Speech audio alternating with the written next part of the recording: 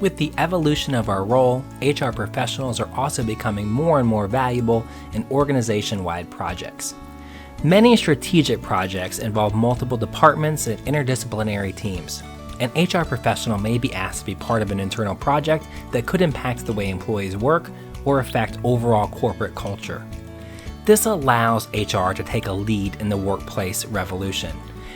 Effective project management has never been more important and can lead to smarter hiring, effective workplace culture initiatives, and day-to-day operational excellence. Let's review some various steps of project management. The first fundamental step is to identify the project scope. The scope is all of the work that needs to be done in order to achieve a project's overall objectives. Basically stated, the scope involves the process of identifying and documenting specific project goals, outcomes, milestones, tasks, cost, and timeline dates specific to the project objectives.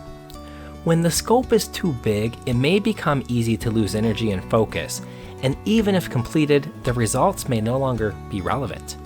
When the scope is too narrow, the project could still be successful, but the impact is likely so small that the reaction may be minimal as to the outcome may not be widely visible.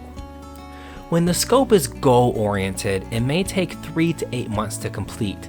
However, the impact contributes to a strategic goal. It may make sense to create a phased project approach if necessary, allowing the scope to be spread among project teams or worked in smaller projects. Additionally, a statement of work, also known as an SOW, can be helpful in shaping the scope of a project. A statement of work is the narrative description of a project's work requirement. It defines activities, deliverables, and timelines. Once the scope has been determined, the next step is to generate action steps. A well-designed action plan can make it easier for you to track and realize your goals. An action plan is a document that lays out the tasks needed to complete in order to accomplish the goal. It also breaks up the process into actionable assignments based on a timeline. This phase is key to successful project management and focuses on developing a roadmap that will follow. Before we write the action plan, we may want to consider using the S.M.A.R.T outline to set the right type of goal. The outline of SMART goals is a method that helps ensure that goals have been thoroughly vetted. It also provides a way to clearly understand the overall goal-setting process. S is for specific. The goal should be clearly defined.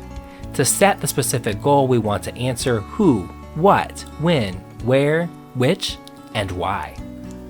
M stands for measurable. We want to make sure the goal can be measured. We want to take a look at any criteria that we could use to measure success of that goal. A is for attainable. We must make sure that the goal itself is attainable. We may want to identify the most important goal and what it will take to achieve that. R stands for realistic or relevant. You should be willing and able to work toward a particular goal. The goal should tie into the bigger picture of the need. T stands for timely. Set a specific deadline for reaching the goal. This creates a time frame for achieving the goal. The implementation phase is actually getting things done and putting the project plan into action. This is the phase where deliverables are developed and completed. This often feels like the core of the project. Since a lot's happening during this time, we're giving status reports, running pilot programs, holding meetings, and giving development updates. Finally, we arrive at the evaluation phase. This is all about determining the quality and effectiveness of the implemented items. This step allows for important measuring of project progression and performance and ensuring that everything happening aligns with the project management plan. Evaluation may also determine the extent to which a change in an outcome can be attributed to the items implemented. After the evaluation, results are generally presented. There should be a plan that includes guidelines on who will present results, which audience will receive the results, and who will be included as a co-author on manuscripts and presentations. Oftentimes, after the evaluation phase, it's time to go back to the start of the process based on any newly identified areas of opportunities.